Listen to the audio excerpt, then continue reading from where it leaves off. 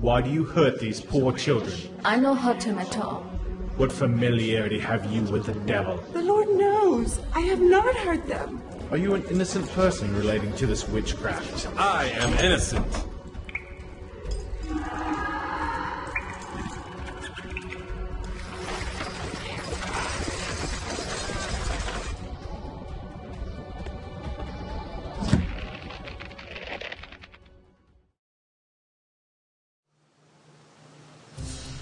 I'm a historian of American religious history, of Christianity primarily in America. I teach all of that in various ways, but for the most part I write about the 17th century here in New England and also in England. So I'm a transatlantic historian. Witchcraft, of course, goes back to Exodus. There's a sentence, "Don't let a witch live." And then in late medieval Europe, it was revived really as a major issue. It was an issue in ancient Israel as well, which is why it's in the Old Testament. So the colonists were being perfectly ordinary, doing the ordinary, usual thing when they had their inquiries about who was a witch and who was not. Witchcraft is primarily a legal process with a strong social base. So the social base is that in villages, towns, these are very small communities in early New England, people insult each other, and you insult someone by calling that person a witch.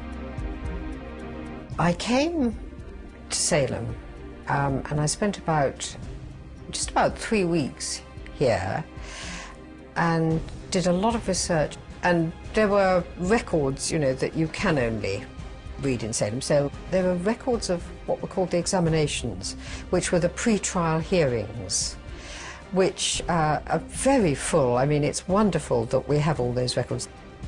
The questions that were being asked by the magistrate and the answers that the witch suspects were giving, and they actually make very dramatic reading.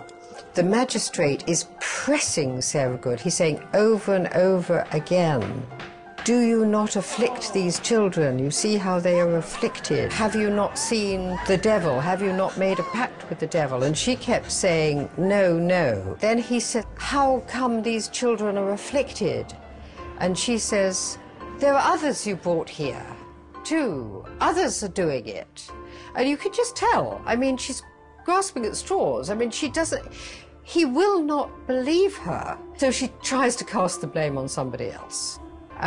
But then she did herself no good by that, because the assumption would be if she knew who was afflicting the children, she must be a witch too.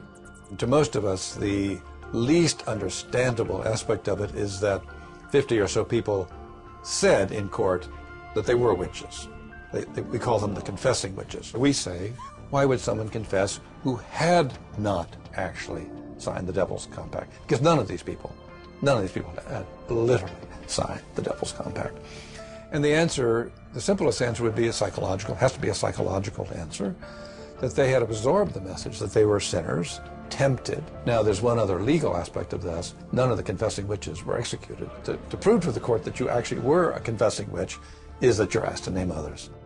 Well, the whole village had been fraught with dissension already, even before this happened. People were regarding each other with tremendous suspicion and enmity and fear, and thinking, that somebody they really disliked anyway might be a witch.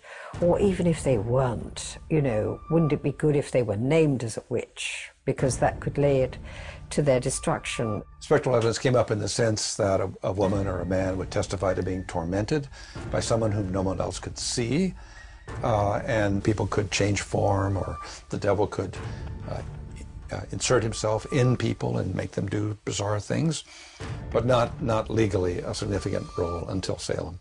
And that, of course, is the Achilles heel of the whole Salem process, the use of spectral evidence. It's fair to say all the girls, when it came to the examinations and trials, were shamming.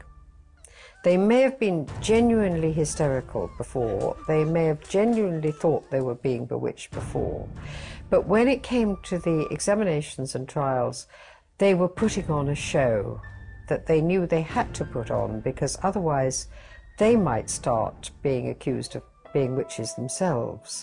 When it developed, it really was a political episode. I mean, the way it started wasn't, but when it went on, it continued because of village politics and town politics and, in the end, Massachusetts Bay politics. That's what drove the whole episode on.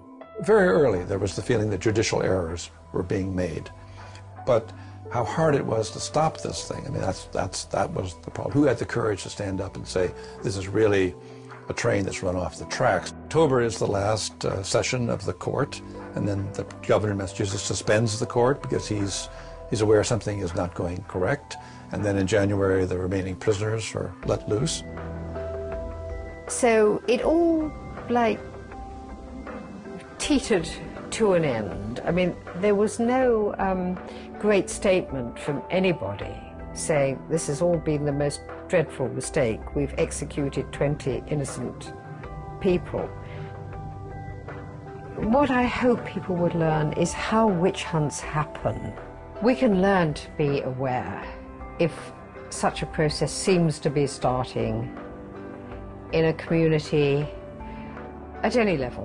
What it is about us that causes us to become fearful and suspicious and irrational in certain situations and end up causing terrible destruction.